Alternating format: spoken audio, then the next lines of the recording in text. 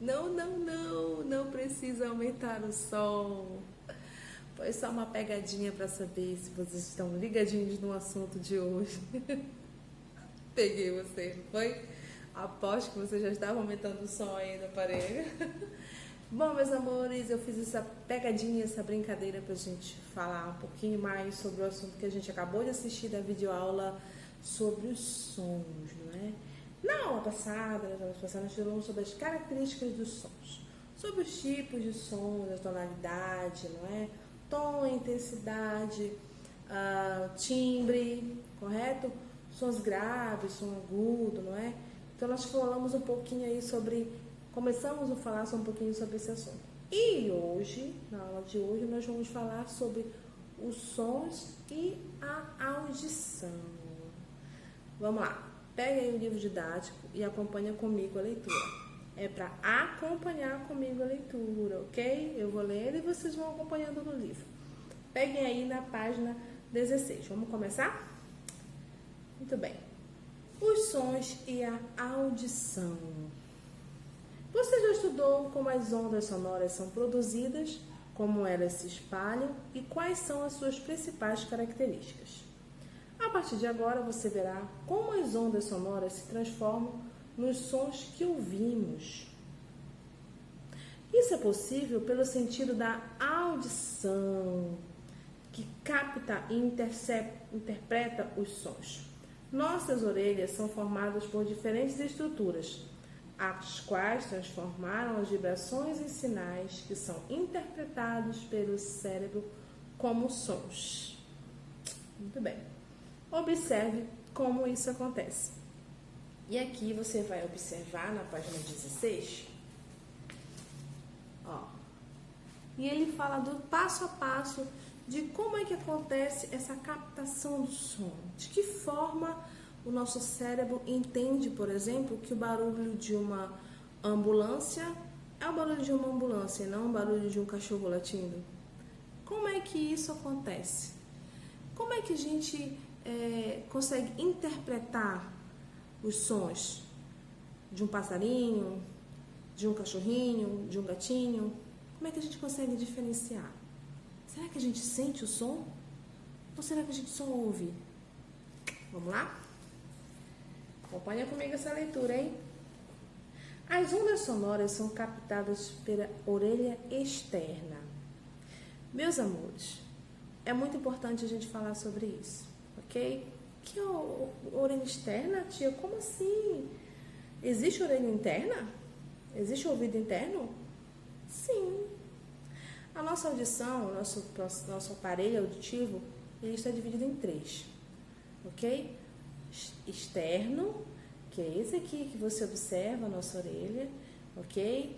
E eu achei muito interessante no vídeo quando ela falou que até as dobrinhas, ó, minha orelha é pequena, que até as dobrinhas da orelha, elas são importantes, né, para captar de que forma esse som vai entrar no nosso ouvido. Não é à toa que tem essas dobrinhas aqui, não, ok? Que a gente tem que lavar muito bem na hora de tomar banho, não é? É também para a captação do som. Então, esse aqui é o aparelho auditivo externo, fora. Tudo que é externo é pro lado de fora. Externo é a nossa orelha, ok? E aí, após o externo, tem o médio, que é quando começa a entrar um pouquinho, não é?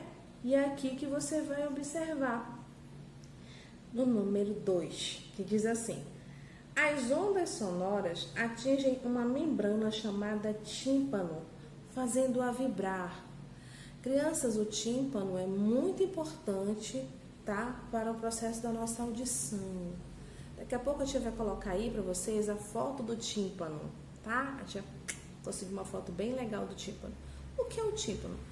Aqui tem todo, se você for observar, vamos para cá pro livro, para você olhar melhor, dá uma olhadinha aqui. Você observa que aqui depois da orelha, pro lado de dentro da nossa cabeça, tem esse canalzinho aqui, não é? No final desse canal, você percebe aqui, bem aqui no finalzinho desse canal, tá? Uma membrana, que é o tímpano. Para que serve essa membrana? Para que serve o tímpano, tia? Além de captar nas ondas, ele também serve para proteger todo o restante do aparelho auditivo que a gente tem, ok? De que forma? Como se fosse aqui um microfone, ok? E aqui em cima do microfone eu tinha colocasse um diafragmazinho, uma capazinha, de uma películazinha assim. Em cima do microfone existisse uma película que protegesse o microfone, ok? Então o tímpano é essa película que protege. Você vê que está aqui no final do canal, aqui na nossa orelha, do nosso ouvido, não é? Do lado de dentro, ó. No finalzinho, a primeira coisa que você vai encontrar é o tímpano, que é uma membrana, ou seja, uma película, uma pelezinha, como se fosse uma pelezinha, ok? Muito fininha, inclusive que você vai ter que ter muito cuidado com isso, porque o tímpano ele pode perfurar. E um tímpano perfurado pode causar sérios danos à sua saúde, ou seja, você pode ficar surdo se você furar o seu tímpano. E tem como furar o tímpano, tia? Tem como furar o tímpano. Infelizmente tem. Sabe qual é um grande vilão que é muito comum entre as crianças aí? Não é? É o cotonete, né? Ou a haste flexível que a gente chama, né? Já que o cotonete é um nome de uma marca, né? Então vamos lá. Mas vocês conhecem por cotonete, tá bom?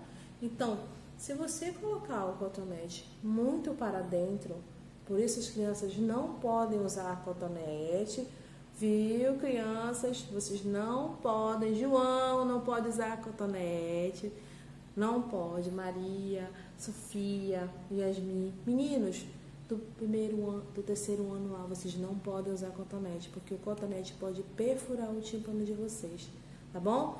Se ele chegar, enfiar muito longe, pode rasgar o tímpano e isso causar sérios danos para o seu aparelho auditivo. Pode até perder a audição, vai sentir muita dor, sangra, tá bom? Então tem que ter muito cuidado aí com o nosso tímpano. Então vamos lá, o tímpano é o segundo passo para a audição chegar lá no aparelho auditivo e a gente chama de médio, aparelho auditivo médio, né? Externo é a orelha, é quando você entra, existe esse canalzinho, o tímpano, que a gente acabou de falar. E em terceiro, as vibrações do tímpano passam para 3 pequenos ossos que se movimentam suavemente. Muito bem, 3 pequenos ossos. Crianças, quando é pequeno, dizer que é pequeno, é muito pequeno, correto? Vocês podem observar no vídeo que ela mostra no dedinho. Olha só, nosso dedo já é um dedo pequeno. Imagine o ossinho ser daquele tamaninho. São 3 ossinhos, tá? Que ficam aqui dentro do nosso aparelho auditivo, ok? Que são responsáveis pelo quê? Por quando o tímpano está aqui, o som vai e o tímpano vibra. Que aí esses 3 ossinhos estão ligados aqui no tímpano. No momento que ele faz isso aqui, tá bom? Os 3 ossinhos que são ligados também a um outro órgão que a gente chama de cóclea. Olha que nome legal. Cóclea. Cóclea. Repete aí comigo. Cóclea. Cóclea. Cóclea, tá? É esse aparelhinho aqui, no número 4, que você observa, que é em forma de espiral, né? Como se fosse um caracol. Quer ver? Olha aí, não é? Dentro dele tem muitos nervozinhos, sabe? Em que vão captar esse som. Mas vamos primeiro pela cóclea, né? Então, passou o tímpano, tem os 3 ossinhos, ok? Que no momento que o tímpano vai recebendo as vibrações sonoras, ele empurra esses ossinhos para a cóclea, correto? Dentro da cóclea, além de ter esses nervos, possui também um líquido. Né? Vocês observam que ela fala no vídeo sobre esse líquido que tem dentro da cóclea, né? Que é muito importante para também essa captação do som que entrou, das ondas sonoras que entraram no seu aparelho auditivo, correto? Então, esse aparelhozinho aqui, no número 4, é a cóclea. As vibrações dos pequenos ossos passam para um líquido que fica dentro de um órgão em um formato de espiral, a cóclea. Adoro esse nome. 5º passo. Então, esse líquido se move e estimula os nervos que levam informações ao cérebro. O cérebro interpreta as informações das vibrações como som. Correto? Então, aparelho auditivo externo, médio que vai desse canal aqui, do tímpano, dos 3 ossinhos, tá? Que tem após o tímpano, até a cóclea. Da cóclea, correto? Já existem os nervos que vão enviar todas essas informações que foi captado por todo esse aparelho para o cérebro. Esse é o aparelho auditivo interno, correto? Então, externo, médio e interno. O som passa por essas três etapas, esses 3 processos aqui para chegar ao cérebro. Olha só. E cada um tem a sua importância, não é? A orelha, esse formato lindo que a gente tem na orelha aqui, que é o aparelho externo, médio, que é após o canal, quando você chega no tímpano, até a cóclea, e da cóclea para esses nervos que vai para o cérebro, levando essas informações do som que você reconhece, chega até o cérebro. Aí é o aparelho auditivo interno, porque fica lá para dentro mesmo, né? E está interligado ao cérebro. E aí que vai te passar todas essas informações a respeito de todos os sons que você ouve. Crianças, e vocês sabem como é o nome desses 3 ossinhos que nós temos aqui no ouvido? Os 3 ossículos, né? De tão pequenininho que eles são. Sabe qual é o nome deles? Martelo, bigorna e estribo. São o nome desses 3 ossinhos aqui que a gente tem aqui, ó, depois do tímpano, né? Eles estão interligados entre o tímpano e a cóclea, correto? Bem, aqui ele fala também um pouquinho sobre a audição dos animais, né? A audição dos animais, crianças, a maioria deles é bem diferente da nossa, né? Eles têm, ou eles não escutam, ou alguns possuem uma audição bem pouquinha, e outros possuem audições muito apuradas, não é? Por exemplo, a ave ela não tem a orelha, não tem um lóbulo aqui, essa orelhazinha como a gente tem. Ela tem somente um furo, não é? Se você for ver galinha, papagaio, passarinho, eles têm só um furinho aqui na orelha, correto? A serpente, ela não escuta, ela sente as vibrações sonoras ao rastejar no chão, né? Então ela fica ali paradinha, então ela rasteja, procurando saber ali, sentir as vibrações do som, porque ela não escuta. O gafanhoto, os insetos, no caso, eles possuem outra forma. Por exemplo, eles sentem aqui no abdômen e nas pernas, é a maneira como eles captam o som.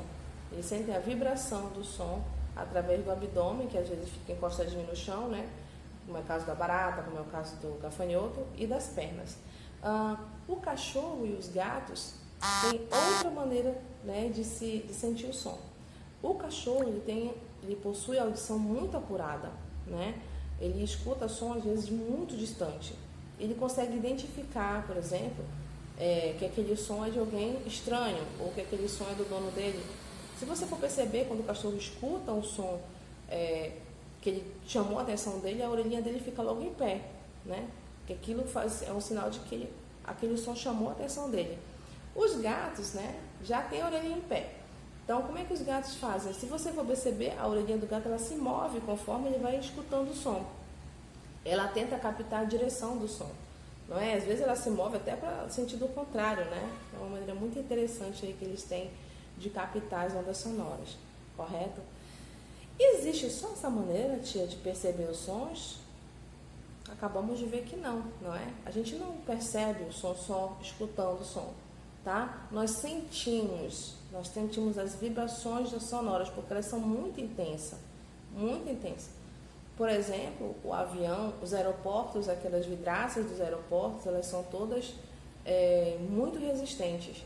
Por quê? Porque o barulho que o avião faz quando ele sai, quando ele decola, né, é muito alto. Então, se aquele vidro daquele avião fosse igual ao vidro da janela da nossa casa, por exemplo, ia estourar todas, não é? Não iria ficar nem uma janela inteira, justamente porque o barulho do som é muito intenso e isso faz com que se quebre, não é?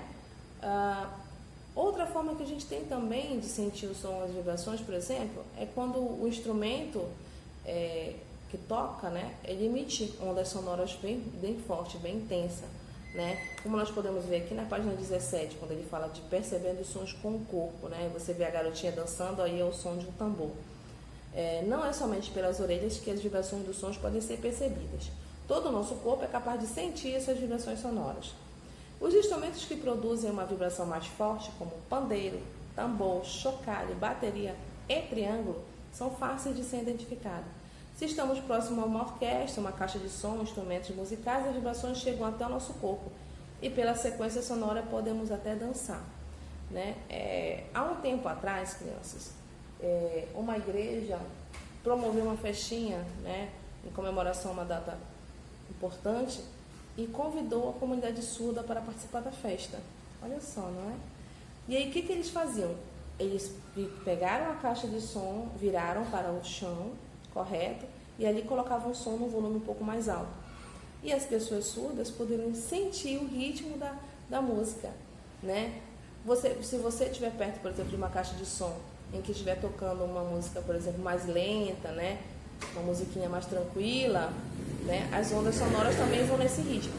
Se você colocar uma música, por exemplo, de samba, não é? Em que existe bateria e outros instrumentos que são mais ou emitem ondas sonoras mais intensas, a pessoa surda também vai sentir que aquele barulho é um pouco mais agitado, né? Então, é uma forma também delas sentirem já que elas não escutam. E por falar em não escutar, como é que a pessoa surda se comunica? Nós já conversamos sobre isso na sala de aula, né? A comunidade surda, as pessoas surdas, elas têm a própria língua. Nós temos a língua portuguesa, né? Nós nos expressamos, nós que eu digo os ouvintes, tá? E a pessoa surda, ela tem a língua brasileira de sinais. Não é linguagem, é língua, como a língua portuguesa é. É a língua dos surdos, correto? É a forma que eles têm de se comunicar, né? E eles usam o quê? Já que eles não ouvem, eles usam as mãos para se comunicar. Eles usam a fisionomia do rosto, né? Eles fazem eles emitem gesto com o rosto, né? Para caracterizar o que eles querem dizer, já que eles não podem falar, né? E essa língua brasileira de sinais, crianças, é a segunda língua oficial do nosso Brasil, a primeira é português, não é? E essa língua brasileira de sinais, meus amores, ela varia de lugar para lugar, ok? Ela, por exemplo, a nossa língua brasileira de sinais tem uns gestos aqui, que na Grã-Bretanha, como nós podemos ver aqui no quadro, são outros, ok? Isso varia de país, e às vezes até de estado para estado varia um pouquinho. Alguns gestos, né, ou algumas letras do alfabeto variam um pouco. As letras a nossa Libras, as letras são iguais em todos os estados. Alguns sinais, algumas simbologias de sinais é que elas são diferentes de estado para estado, tá? E é muito importante você aprender Libras, sabia? Se um dia você conhecer alguém, algum coleguinha que seja surdo, como é que você vai se comunicar? Só ficar fazendo gestos que talvez ele nem entenda, não é? Só você que sabe o que você está querendo dizer? Então, é muito importante a gente aprender a língua brasileira de sinais, né? Existem cursos por aí que a gente pode fazer, que nos ensinam a nos comunicarmos com essas pessoas, tá? E outra coisa, elas não falam, não é porque elas são mudas, elas não são mudas, crianças. Elas não falam porque elas não escutam as palavras. E como é que elas vão falar palavras que elas não escutam? A maioria delas, a grande maioria, não tem problema nenhum de fala, ok? Elas não falam porque simplesmente elas não escutam. Se elas escutassem, elas iam conseguir falar, tá bom? Algumas pessoas, como é um amigo meu, que eu já contei para você um pouquinho a historinha dele, de José, que perdeu a audição aos 8 anos, ele teve uma doença chamada meningite, não é? E aí teve como sequela, ou seja, como consequência da doença, né, a perda auditiva. Mas como até os 8 anos ele já falava, já lia, já conseguia compreender, ele continua falando. Até hoje você fala com ele e fala normalmente com você como se ele estivesse escutando, né? Mas na realidade porque ele faz a leitura labial. Conforme você vai falando, ele vai lendo os seus lábios e conseguindo compreender. Então a pessoa surda, para você se comunicar com ela, você tem que ficar de frente com ela, nunca de lado, de costa. Ela tem que ver a fisionomia do seu rosto e verificar o gesto que você está se comunicando. Aí ela consegue compreender, correto? Então, essa aqui na página 17, você observa aqui no alfabeto em Libras no Brasil e o alfabeto em Libras na Grã-Bretanha, né? E que possui aí alguns sinais, algumas letrinhas do alfabeto com sinais diferenciados, não é? Então é isso. O som, além de escutarmos, ele também possui vibrações sonoras, não é? Que nós podemos sentir quando estamos muito próximos de algo que está fazendo muito barulho, o som está muito alto. Inclusive, esses sons muito altos, eles incomodam, não é?